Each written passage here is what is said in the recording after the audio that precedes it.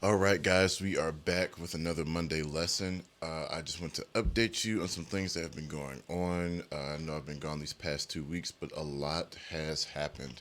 I got engaged, the love of my life that you guys have been seeing on my business page on Facebook, Straight Up Productions. Go follow it.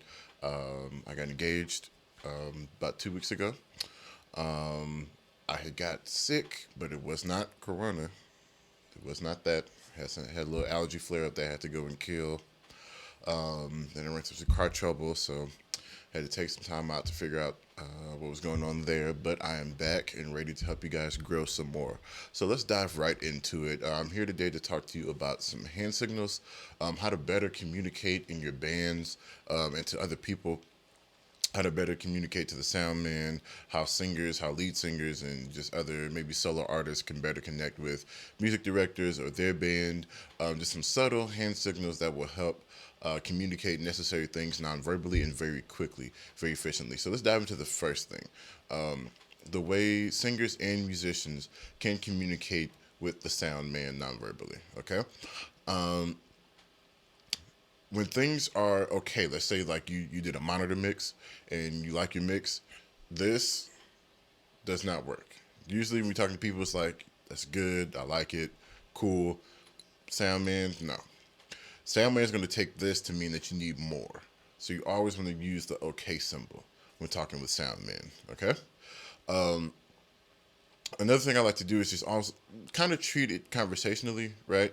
I'll point to, let's say, like over here somewhere. Let's say if there's like let's do with drums for a second, right? So if I need like more kick drum, right? What I'll do is I'll get his attention, I'll wave, and I'll say kick drum either up or down. So I use thumbs up for up. I just point down for down, and I say a lot or a little. All right.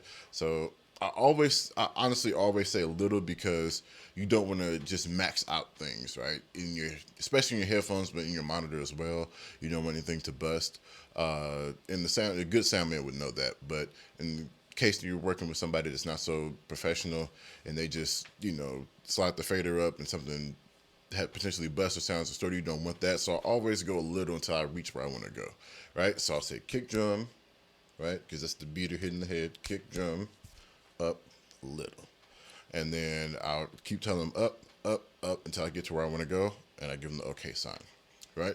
Same thing with keys or guitar, right? I either point directly to it, or I'll go keys and point. Let's say if you're working with a bigger group, right? And you have like organ and keys or whatever, or in main keys, I'll either just point to it or say keys and then point to which keys it is. Same thing, up or down, little. Vocals, I'll point to, whichever one it is. Same deal. All right. Let's continue with talking about how the singers can communicate with the band members or their MDs. Okay. One of the most confusing things that I run into as a music director is differentiating between when the singer wants to modulate and when they want their singers to invert. And if you've gone into rehearsals, especially in a gospel setting, you can generally know, but for sure in a gospel setting, anything could happen, spontaneously, especially if you're dealing with like a prophetic person. In the R&B world, jazz world, you're not going to see much modulating, right? Or inverting, to be completely honest. So this really only happens in the gospel world. But a lot of times they'll do this, right? They just do this for everything. With singers, if you get this signal, right, that usually means something needs to be louder. But if you get in the middle of a song, that usually means you want to modulate, right? Especially if they kind of look at you, they give you that kind of side eye.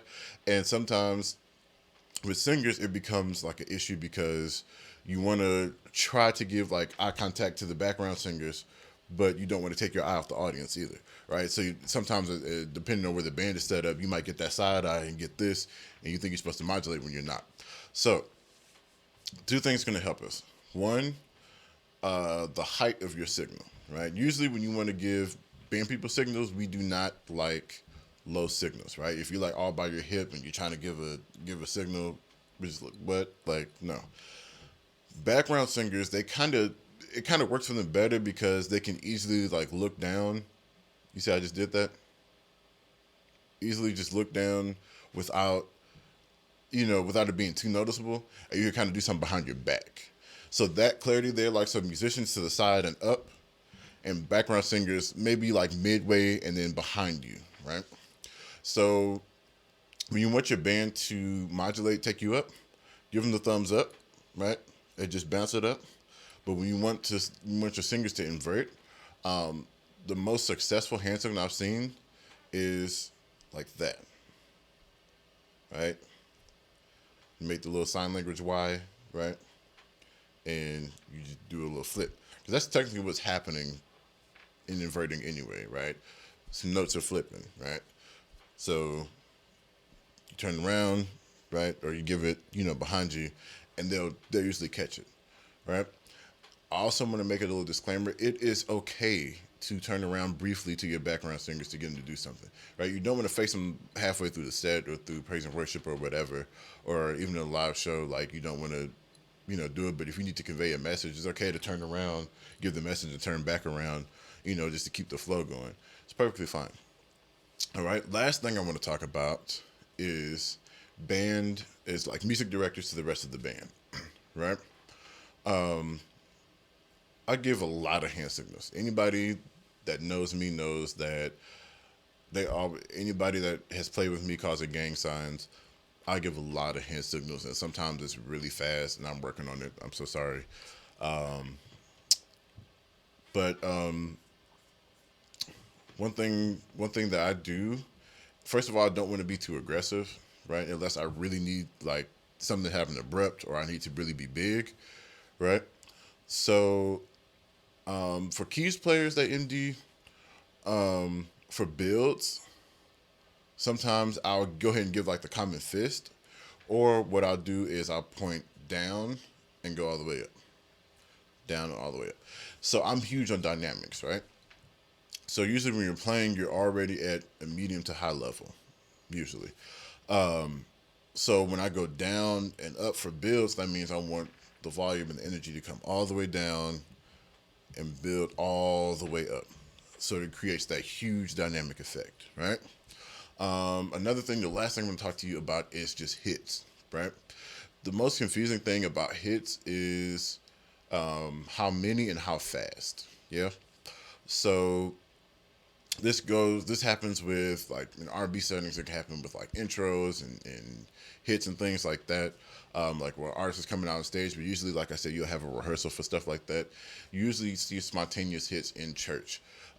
So what'll happen is I'll give it like, let's say if I want 2 hits, 2, and I'll point from left to right how fast I want them. So it'd be 2, boom, boom, boom, boom, or 2, boom, boom, and then I'll direct it, right? So 2, boom, boom, boom, boom, real fast. Okay, so maybe that's something you could work on. You can practice. Yes, it will feel kind of silly when you're just at home by yourself, especially while we're under quarantine like this, to be sitting at your house practicing that stuff. But I guarantee you will pay off.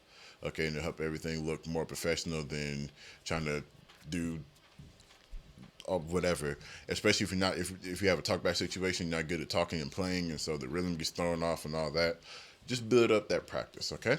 So hopefully this helped you. I will be back next week, hopefully getting back into some more consistency here. Got a lot of exciting stuff to talk to you guys about, a lot of exciting stuff in the works for you guys, so stay tuned, and I will see you all next Monday.